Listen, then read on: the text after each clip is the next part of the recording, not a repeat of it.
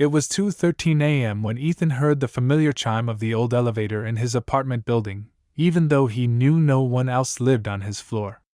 The sound was faint at first, a soft metallic hum echoing down the empty hallway, but it grew louder, deliberate, almost calling his name. The elevator's doors slid open with a cold hiss, revealing the polished interior, spotlessly clean, though the building itself was worn and aged, with peeling wallpaper and flickering lights. A strange chill ran down Ethan's spine as he stepped inside, compelled by curiosity he couldn't explain. The control panel gleamed under the fluorescent lights, but the floor buttons weren't labeled normally. Instead of numbers, symbols appeared, some he didn't recognize, others eerily familiar, like sketches of places he had dreamed about. He pressed the button for his floor, but the elevator shuddered violently and started moving, bypassing his level entirely. When the doors opened again, he found himself in a hallway that looked like his apartment building, but distorted.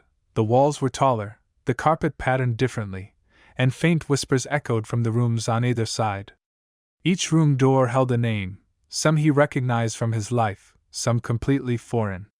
One door slowly creaked open, revealing a dark room with a mirror that reflected not him, but someone else, someone he couldn't place, yet whose eyes stared directly into his soul.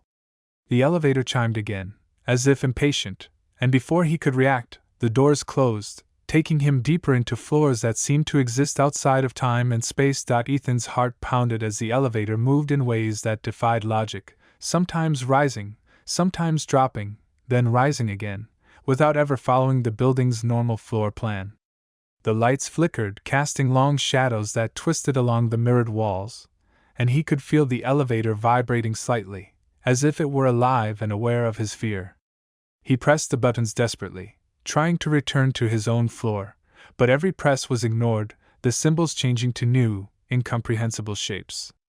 Whispering voices filled the cab, murmuring his name and fragments of sentences he had never heard before, yet somehow felt intimately familiar. He glanced at the mirror again, and this time, his reflection moved on its own, smiling when he was frowning, stepping forward when he tried to step back. Panic surged through him, and he pounded on the mirrored wall, which rippled like water under his hands. The elevator stopped abruptly, and the doors slid open to a floor entirely dark, lit only by dim red exit signs that flickered on and off. A hallway stretched ahead, empty, but at the far end, a shadowy figure stood perfectly still. Ethan squinted, and the figure began moving toward him with jerky, unnatural steps. The elevator doors started to close behind him, as if forcing him out. Trapped between the looming presence and the closing doors, he had to make a choice: step into the unknown hallway or be swallowed by the living elevator that refused to stop at the floor he belonged to. Ethan took a deep breath and stepped into the dark hallway, the floorboards creaking under his weight as the shadowy figure advanced steadily, its shape still distorted and unreadable.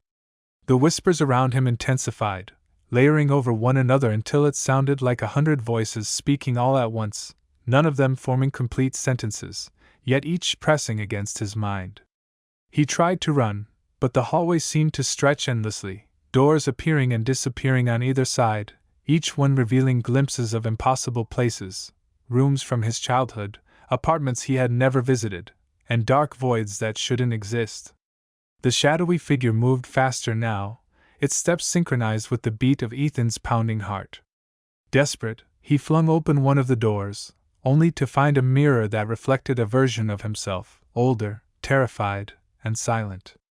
The reflection raised its hand, pointing at him with an accusing finger, and suddenly the hallway twisted violently, walls bending like liquid, ceilings curving downward. Ethan stumbled, and the elevator doors slammed open beside him, waiting, humming with that same sentient energy. With no other choice, he leaped back inside, pressing random buttons in blind panic. The elevator jolted, lights flashing violently, and then stopped with a shudder.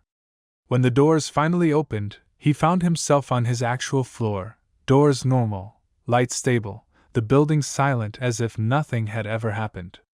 He stepped out cautiously, chest heaving, but when he glanced at the reflective elevator doors, he froze. For a split second, his reflection lingered behind the glass, not him, but the shadowed, older version of himself, staring, grinning, as if silently promising that the elevator was only waiting for the next ride.